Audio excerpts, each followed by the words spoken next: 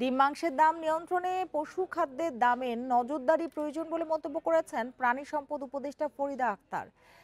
Bundle থাকলে প্রতি সেনমানিতে টাকা বাঁচবে। বিকাশ সেনমানি বান্ডিল কিনে জিতুন প্রতি লেনদেনে। দুপুরে সাভারের প্রাণী সম্পদ গবেষণা ইনস্টিটিউটে এক কর্মশালায় তিনি আরো বলেন, পশুখাদ্যের দাম বাড়ায় খামারিরা ক্ষতির মুখে পড়েছে। তাদের ন্যায্য মূল্য নিশ্চিতে নজরদারির ওপর জোর দেন তিনি। এছাড়া পশুখাদ্যের মান নিশ্চিতেও কাজ করার কথা বলেন উপদেষ্টা। এ সময় ইলিশ ধরায় নিষেধাজ্ঞা প্রসঙ্গে উপদেষ্টা বলেন, গবেষণার ভিত্তিতেই নিষেধাজ্ঞার সময় নির্ধারণ করা হয়েছে।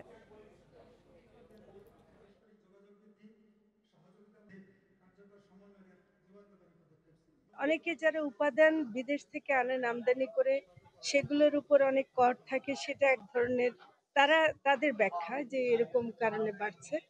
কিন্তু আবার কিছুটা আমার মনে হয় যে নিয়ন্ত্রণহীন অবস্থা আছে।